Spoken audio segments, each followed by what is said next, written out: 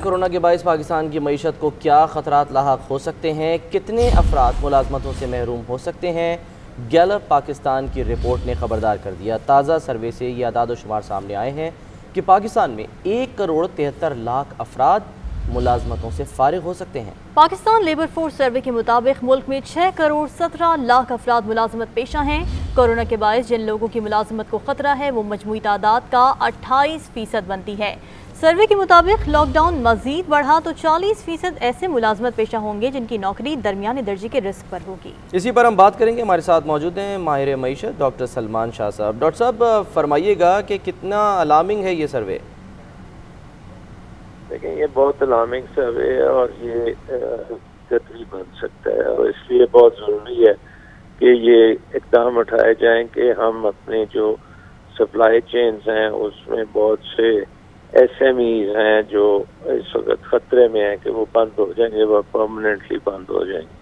तो इसलिए आपको उनके लिए प्रोग्राम बनाने पड़ेंगे कि हमारे बैंकिंग सेक्टर और दूसरे जो हुकूमत के इदारे हैं इनकी मदद के लिए इनकी लिक्विडिटी का बंदोबस्त करें ताकि ये कारोबार जारी रख सकें। डॉक्टर साहब किस तरह से यानी इक़दाम करें, क्योंकि इससे पहले कहा तो गया था स्टेट बैंक की जानिब से कि हम रिलीफ दे रहे हैं, और जिस रिलीफ की बात की जाती है वो भी बराए नाम रिलीफ है। उसमें आप देख लें कि जब से ये सिलसिला शुरू हुआ है तो जी डॉक्टर साहब। जी आई थिंक इसमें मेन चीज़ ये है कि बैंकिंग सेक्टर जो है वो SMEs को ज़्यादातर इग्नोर करता है, और उसके जो तरीक़ेकार हैं वो बड़े जो अदारे हैं उनको फाइनेंस करता है। तो इसके लिए आई थिंक हुकूमत ने एक गारंटी स्कीम इंट्रोड्यूस कराई थी, और आई थिंक उस किस्म की गारंटी स्कीम्स अगर और भी आएँ और आसान आएँ तो फिर ये काम हो सकता है। तो डॉक्टर साहब आने वाले बजट में फिर आप क्या समझते हैं कि जो कहा जा रहा था कि मज़ीद टैक्सेस लगाए जाएंगे और टारगेट रखा जाएगा 5,100 अरब का, वो पूरे हो सकेंगे आपके ख्याल में टारगेट्स?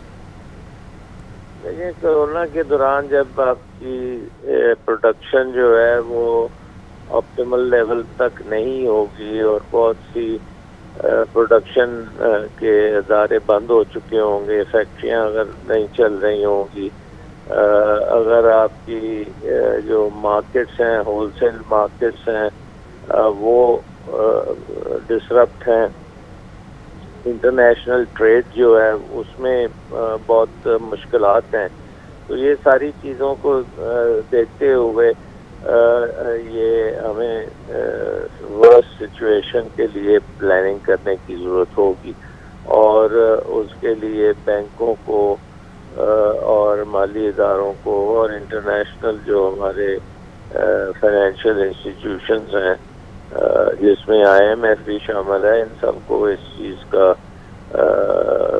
फोकस करना पड़ेगा कि ये हम डिस्रप्शन को मिनिमाइज कर सकें।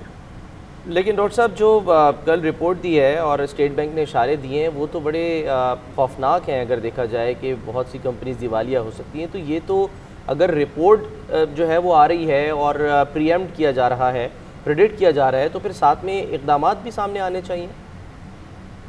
देखिए एक बात तो ये है कि कहीं जो कंपनीज अगर ख़त्म होती हैं तो उनकी जगह पे ऑल्टरनेट कंपनीज बननी चाहिए, और उनकी भी एक किस्म की फाइनेंसिंग के बंदोबस्त होना चाहिए, क्योंकि हो सकता है कि बहुत सी चीज़ें जो हैं अब डिफरेंट तरीके से बने या डिफरेंट चीज़ें बने। सो आई थिंक कि उसमें भी चेंजेस आने की ज़रूरत है।